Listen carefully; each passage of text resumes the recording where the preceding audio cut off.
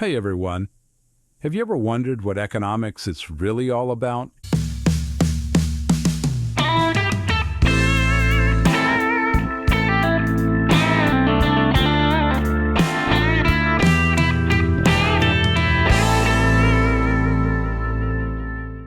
Many people think economics is about big business, the stock market, or managing a budget.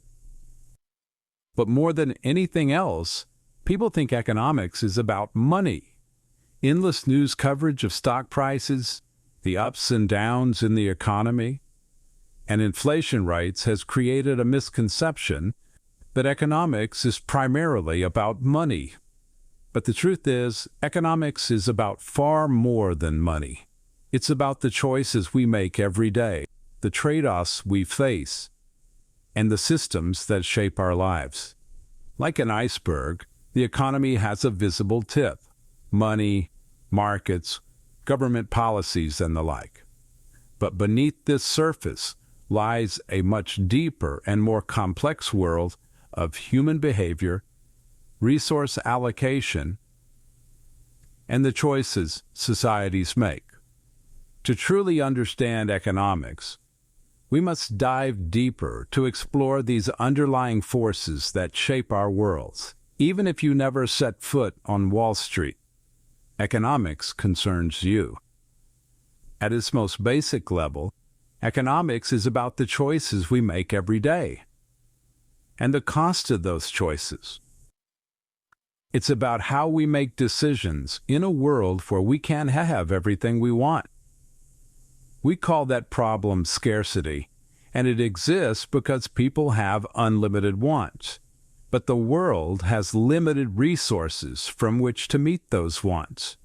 I'm sure many of you are thinking, my wants are pretty limited. I don't need that much. I don't want that much. For those of you that think your wants are limited, consider this scenario.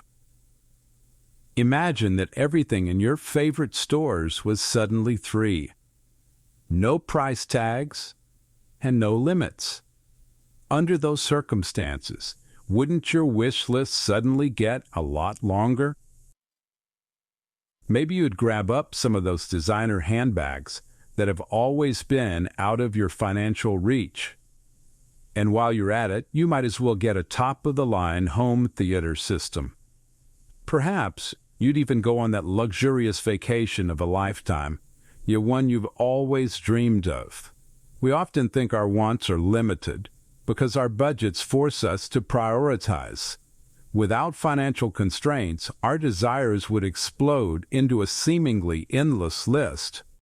Unfortunately, we live in a world of scarcity, meaning our unlimited wants are constantly being opposed by limited resources. For example, our world has a limited supply of fresh water, but water has many different uses, and each of these uses competes with the others. That's where economics comes in. Since we can't have everything we want, we are forced to make choices about how to allocate these limited resources to best satisfy our needs and wants. This is the essence of economic decision-making. Every choice we make involves countless trade-offs. We are constantly weighing our options and sacrificing one opportunity for another. Think about this. Let's say you have two options for the afternoon. The first option is to clean your house, and the second is to take a much-needed nap. If you clean the house, it's going to cost you the nap. There's no money involved in this choice, but there's still a cost. Economics is all around us. It's in the decisions we make about what to buy, where to work, and how to spend our time. It's in the choices governments make about healthcare, education, and national defense. It's even in the decision you made to watch this video instead of taking a walk in the park. Understanding economics can help us to make better decisions and understand the consequences of our choices. It can help you understand why some people clean office buildings for $12 an hour, while others travel around the world on their private jets. Learning economics will open your eyes to a new and very different world, one you never knew existed. So the next time you hear someone say that economics is just about money, remember, it's about the choices we make in a world of limited resources. And those choices, my friends, shape our lives, our communities, and ultimately, our world.